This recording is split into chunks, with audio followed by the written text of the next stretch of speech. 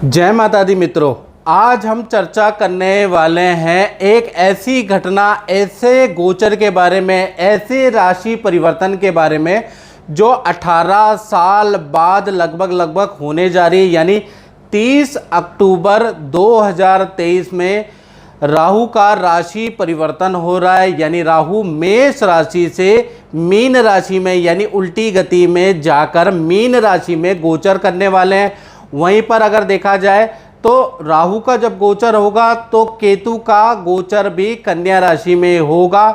और राहु का ये जो गोचर है, केतु का जो ये राशि परिवर्तन है, एक तो 18 साल बाद हो रहा है मीन राशि में, साथ ही साथ 18 महीने के लिए रहेगा।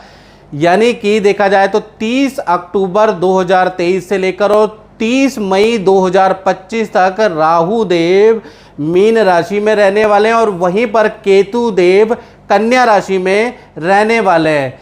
आज हम चर्चा करेंगे राहु के बारे में और अगले एपिसोड में मित्रों हम चर्चा करेंगे कि केतु के बारे में। ये एपिसोड होगा राहु के ऊपर कि राहु का 12 राशियों पे क्या प्रभाव पड़ेगा, इसके बारे में इस कार्यक्रम में चर्चा करेंगे। सबसे पहले राहु का मंत्र, ओम अर्धकाया महावीर्या चंद्रादित्य विमर्दनम सिंगिका गर्भ संभूतम तम राहु पर्णमाम्यम।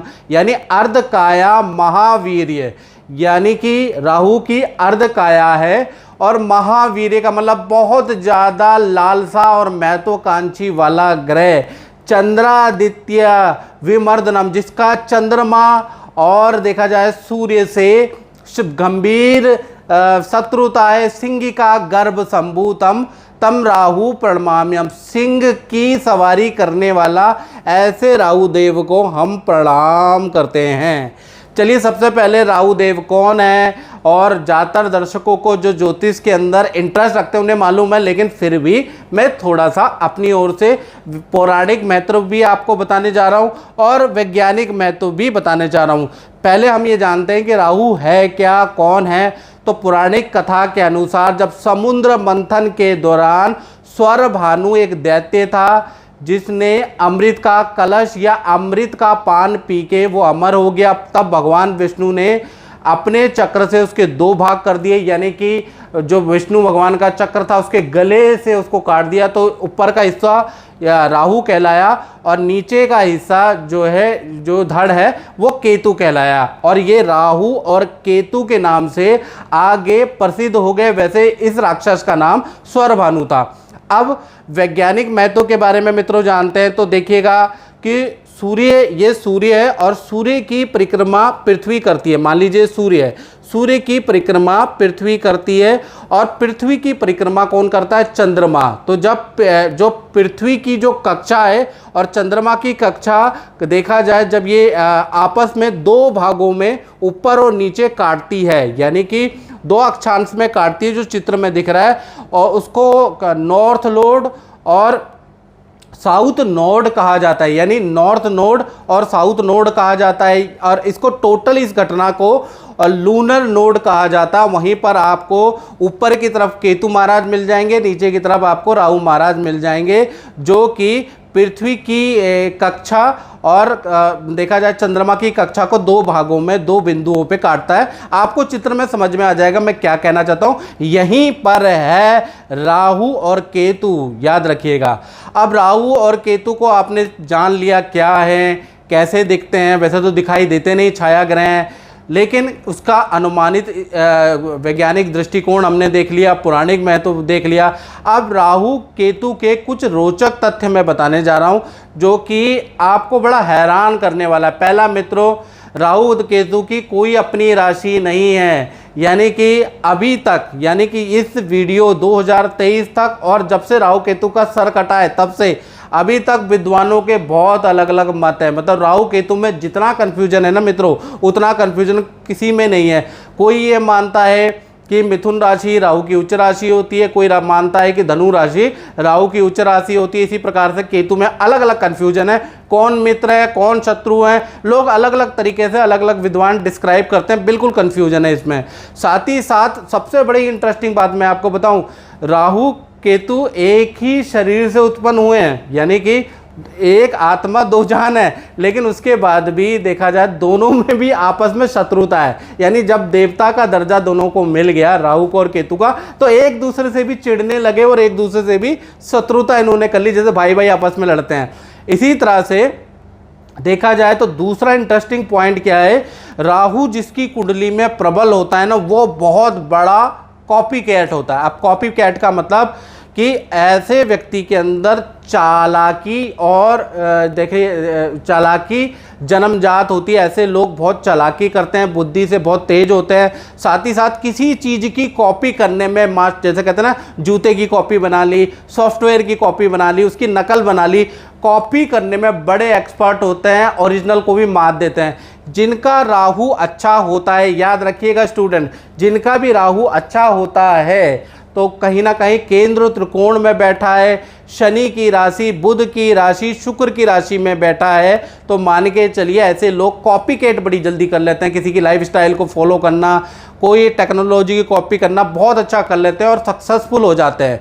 साथ ही साथ केतु के बारे में बात करें तो केतु जो ग्रह है वो इंट्यूशन वाला होता है। यानी केतु जिसका भी स्ट्रांग होता है, और केतु किन राशियों में स्ट्रांग होता है ये बड़ा कंफ्यूजन है। केतु अधिकतर मित्रों जो राशियां हैं बुध की, गुरु की, शुक्र की राशियों के अंदर स्ट्रांग होता है। याद रखिएगा, बुध की राशि, गुरु की राशि, शुक्र की राशि में स्ट्रांग माना जाता है केतु को। तो यहाँ पर केतु अगर होंगे तो आपकी कुंडली में और केंद्र त्रिकोण में होंगे तो केतु आपका अच्छा है, आपके अंदर इंट्यूशन पावर हो जाएगी। यानी आपको एक अनुभव पता चलेगा कि आगे क्या होने वाला है, 10 साल बाद टेक्नोलॉजी कहाँ जाएगी, आपको बुरे और अच्छे की इंट्यूशन आने लगेगी, आपके अंदर इंट्यूटिव पावर आ जाएगी, जिसके कारण आप जो हैं अपने भविष्य को अच्छा बना सकते हैं।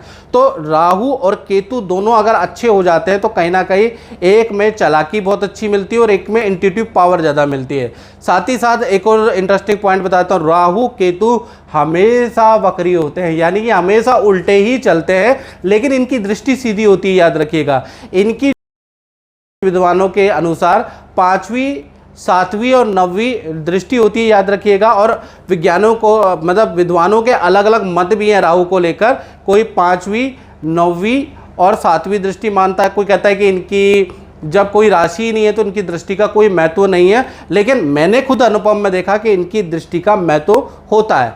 साथ ही साथ देखा जाए तो राहु जब भी राशि परिवर्तन करता है, जैसे कि 30 अक्टूबर 2023 में राहु देव राशि परिवर्तन कर रहे हैं, तो 9 महीने यानी शुरू के जो 9 महीने आपको अच्छा या बुरा दोनों इफेक्ट ज़्यादा मिलेगा, यानी ज़बरदस्त मिलेगा। अगर अच्छे होंगे तो अच्छा इफेक्ट मिलेगा और बुरे होंगे तो बुरा इफेक्ट आपको तुरंत मिलेगा, 9 महीने तक मिलेगा। फिर अंतिम के जो 9 महीने वो कहीं ना कहीं नॉर्मल होते हैं, यानी कि 9 महीने ज़्यादा इसका अच्छा या बुरा इफेक्ट मिलता है। अब इस कार्यक्रम में मेष से लेकर और मीन राशि के क्रम वाइज एक कार्यक्रम में हम चर्चा करेंगे कि मेष राशि के लिए कैसा रहेगा, वृषभ के लिए, मिथुन के लिए, कर्क के लिए, सिंह के लिए, पूरा डिटेल में ये कार्यक्रम रहने वाला। और अगर आपको ये कार्यक्रम अच्छा लगता है तो आप मेरे चैनल को सब्सक्राइब जरूर करें। साथ ही साथ देखा जाए तो इस पोस्ट को शेयर करते रहे, क्या पता किसी के काम आ जाए। चलिए अब बात करते हैं मीन राशि के ऊपर। तो मीन राशि पे ही राहु देव आ रहे हैं, यानी 30 अक्टूबर 2023 में देखा जाए तो राहु मेष राशि से उल्टे चलते हुए उल्टी गति में मीन राशि में यानी आपकी राशि में आ रहे हैं, जहां पर आप देख रहे हैं प्रथम भाव के अंदर आ रहे हैं।